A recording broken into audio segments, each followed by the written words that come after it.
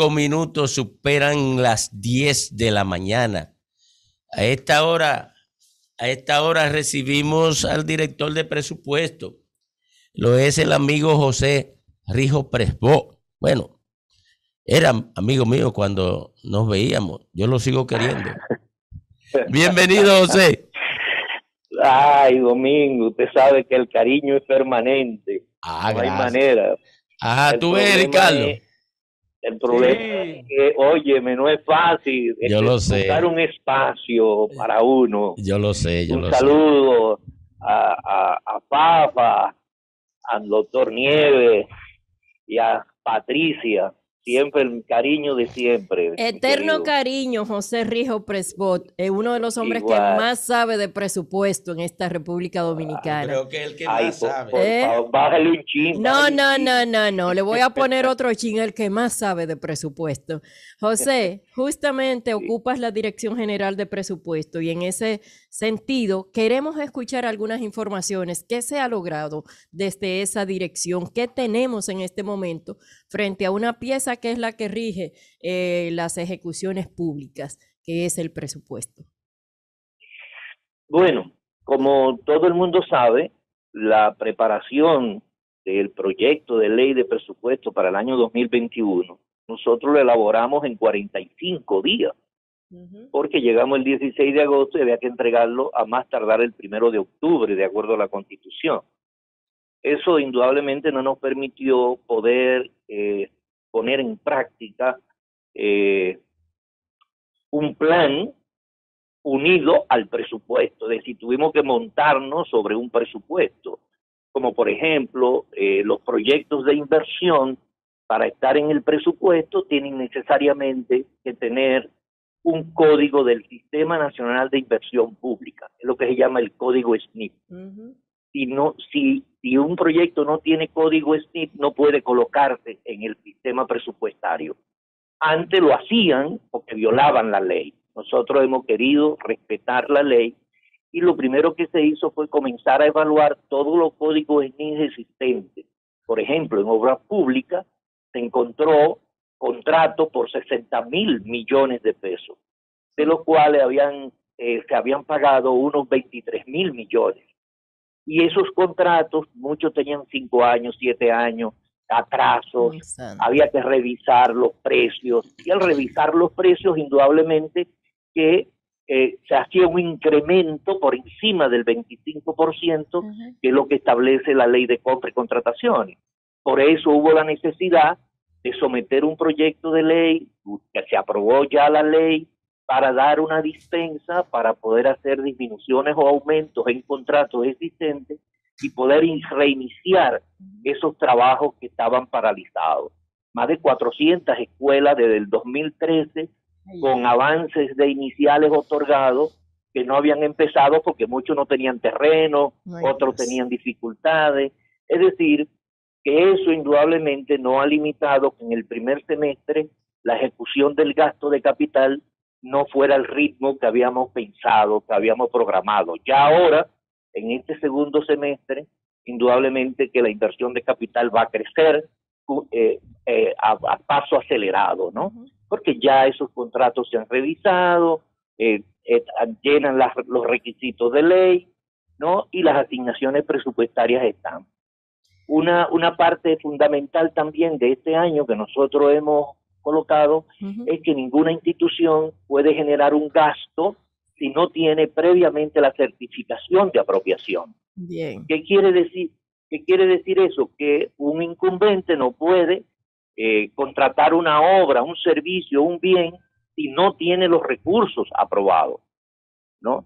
Porque eso generaba lo que nosotros estuvimos denunciando por muchos años, generaba una deuda ilegal que se transfería para el año siguiente. Sí. Por ejemplo, el hormigón asfáltico caliente, un contrato para ser cubierto en el año por 11,000 millones, pero nada más había 1,000 millones de pesos aprobados en el presupuesto. Esos 10,000 millones pasaban entonces para el año siguiente como disminución de cuenta por pagar. Y esa disminución de cuenta por pagar pasaron de 174 millones del 2010 a un monto el año pasado de cerca de 72.000 millones de pesos. De 170 a 72.000. Repite, repítelo. En el año 2010, la disminución de cuenta por pagar, es decir, deudas generadas administrativas anteriores o sentencias condenatorias, apenas eran 174 millones. 174 millones. Ya para el 2011, eso aumentó a más de 11.000 millones de pesos en el 12. Wow. En el año 16 eso subió a unos 36.000 millones de pesos. Dios.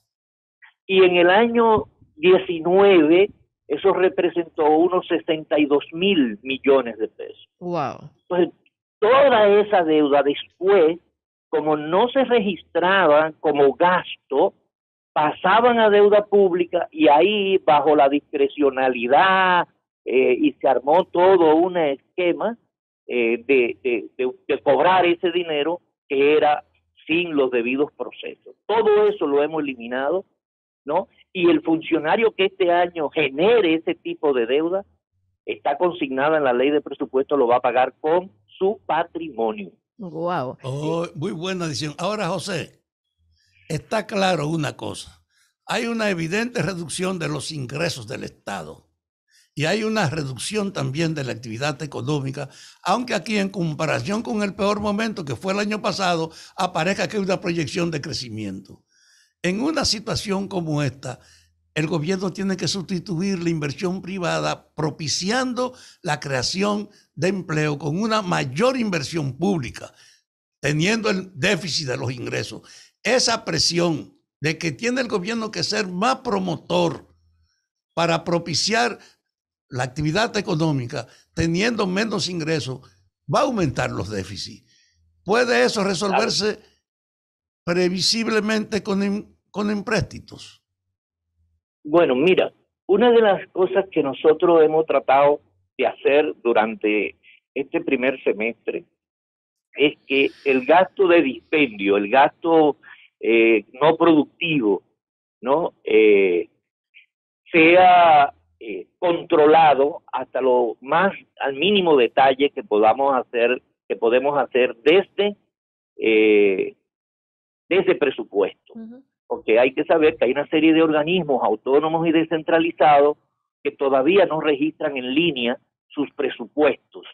Y por eso hubo la instrucción del presidente, porque a partir de enero del 2022, todos los organismos, empresas, tienen que registrar sus gastos en el sistema de información de gestión financiera del Estado.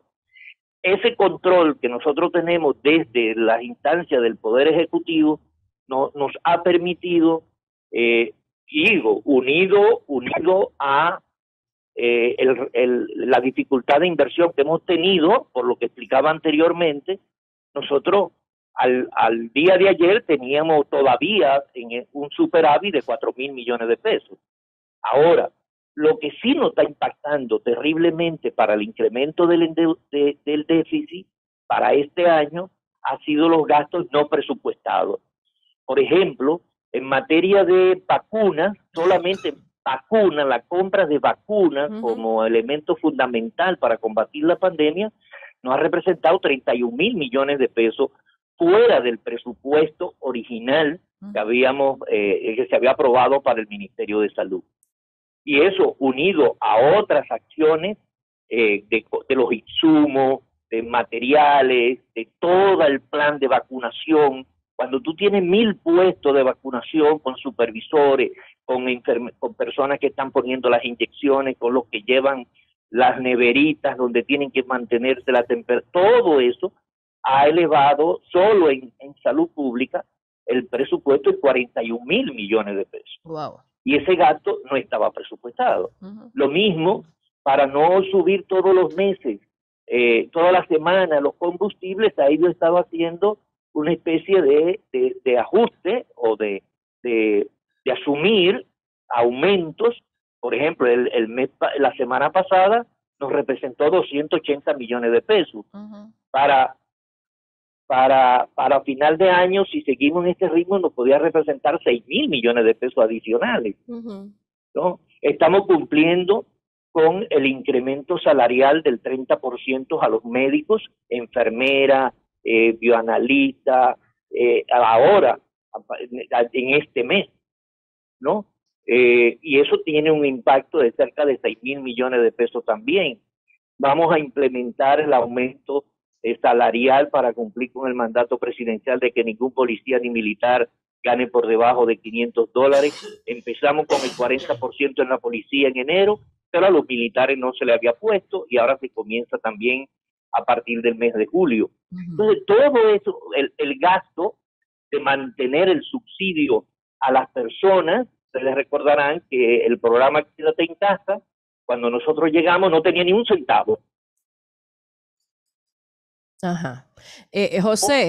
José, todo lo que dices revela que se ha hecho mucho en poco tiempo. Sin embargo, hay algunos aspectos que siguen pendientes de la atención de la gente. Ya el presidente ha descartado la posibilidad de una reforma fiscal en esta coyuntura y nosotros nos preguntamos, entonces, ¿qué van a hacer para poder seguir estimulando los distintos sectores económicos y no morir en el intento? Bueno, esa es la gran interrogante, ¿verdad? Nosotros seguimos trabajando y estamos preparando un presupuesto reformulado, que pensamos depositarlo en los primeros días del mes de julio, para poder todos estos gastos que hemos tenido fuera de presupuesto, ponerle los recursos. Hemos tenido, si bien es cierto, en cuanto a los ingresos, es bueno significar, Fafa, que ha habido una mejoría significativa en términos de los ingresos con relación a lo que habíamos estimado, de los ingresos tributarios, porque nosotros colocamos en la ley de presupuesto unos 80.000 millones de pesos que se iban a ingresar a través de una operación y fideicomiso con los activos del Estado, ¿no? Con los activos del POMPER, el sector eléctrico, y eso indudablemente lleva un proceso muy difícil, y esos 80.000 entonces ahora puede que no se generen, se sigue trabajando con ellos, ¿no?